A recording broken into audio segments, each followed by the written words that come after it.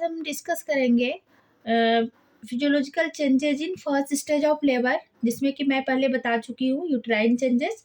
आज दूसरा है सर्वाइकल चेंजेज। सर्वाइकल चेंजेज में फर्स्ट पॉइंट है सर्वाइकल रैपनिंग, सेकेंड है cervical effacement, third cervical dilation और fourth bloody show.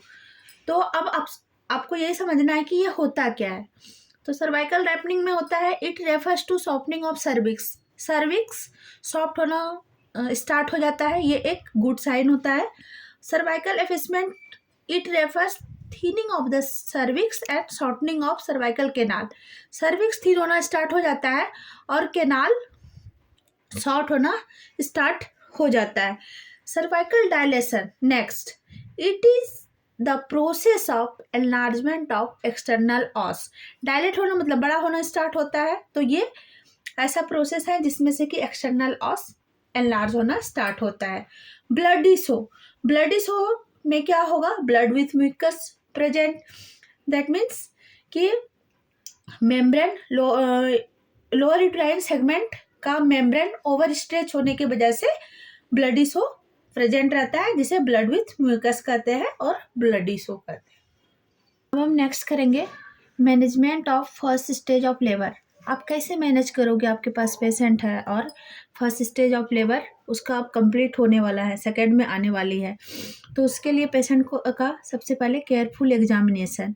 Number 1, careful examination में आप जब भी उसका वाइटल्स ले रहे हैं, पीवी कर रहे हैं, या तो उसका फिजियोलॉजिकल कंडीशन देख रहे हैं, सब कुछ अच्छे से एग्जामिनेशन करना है, उसका हिस्ट्री प्रॉपर लेना है, प्रेजेंट पास्ट सब कुछ। Prevention of infection, prevention of infection ये बहुत इम्पोर्टेंट पॉइंट है कि इसमें आपको हाइजीन मेंटेन करके रखना है, अपना भी हैंड हाइजीन मेंटेन करके रखना है और पेशेंट का भी। तो जो कुछ भी आप प्रोसीजर के लिए यूज करेंगे वो एसेप्सिस टेक्निक मेंटेन होना चाहिए उसमें। पेरिनियल प्रिपरेशन, जिसको कि पीपी भी बोलते हैं, पार्ट प्रिपरेशन ऐसे अभी मना कर दिया गया है गवर्नमेंट की तरफ से, लेकिन फिर भी अगर नीड है तो हेयर क्लिपिंग कर सकते हैं, पेशेंट का पार्ट प्रिपरेशन कर सकते हैं। पेरिनियल प्रिपरेशन, रेस्ट, पेशेंट को अगर है कि अभी उसका डिलीवरी नहीं होना है, कुछ टाइम लगेगा, तो उसको आप रेस्ट के लिए भी सजेस्ट करेंगे। एम्बुलेशन, एम्बुलेशन से क्या होता है कि डिसेंट डाउन होता है प्रेजेंटिंग पार्ट, तो उस टाइम अगर पेशेंट लेटे लेटे कुछ डिस्कम्फर्ट हो रहा है तो उसको एम्बुलेशन के लिए भी आप बोलेंगे। फिर है ब्लैडर केयर। ब्लैडर केयर के लिए पेशेंट को क्या होता है कि लगता है, अर्ज टू फील होता है कि हमें यूरिन पास करना है, लेकिन कभी कभी होता है कि यूरिन पास नहीं कर पाता है, और बाउल और ब्लैडर केयर बहुत इंपॉर्टेंट है। अगर वो नहीं होगा तो कॉन्ट्रैक्शन में भी प्रॉब्लम होती है।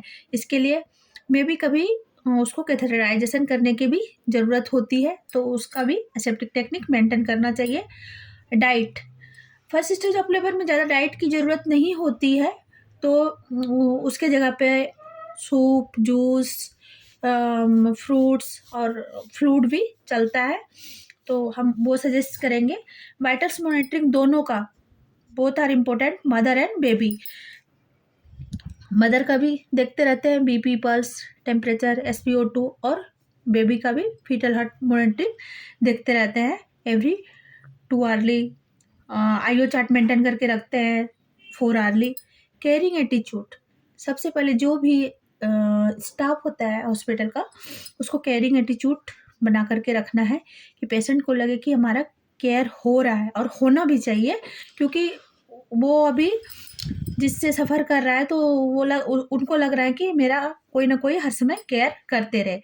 और emotional support, emotional support is very important point, क्योंकि इसमें IPR मेंटेन करके रखना है पेशेंट के साथ, इंटरपर्सनल रिलेशनशिप मेंटेन करके रखना है, पेशेंट से कम्युनिकेट करना है आपको प्रॉपर, जो भी उसका नेसेसरी है मेडिकेशन वो उसको प्रोवाइड करना है, और फिर पेन रिलीफ के लिए भी कुछ ड्रग्स दिए जाते हैं इस स्टेज में, तो वो भी देना है। और अगर नीड है कि कोई भी उसके साथ family member, mother in law या हस्बैंड कुछ देर के लिए मिलना चाहते हैं या रुकना चाहते तो आप मिलवा भी सकते हैं। तो इस तरह से, और पेशेंट को इमोशनल सपोर्ट देना है, उसको एंजाइटी में नहीं लाना है। एंजाइटी हो रहा है तो उसको एंजाइटी के लिए भी हमें कुछ बोलना है उसको और रिलीव करना है, उससे बातचीत करनी है।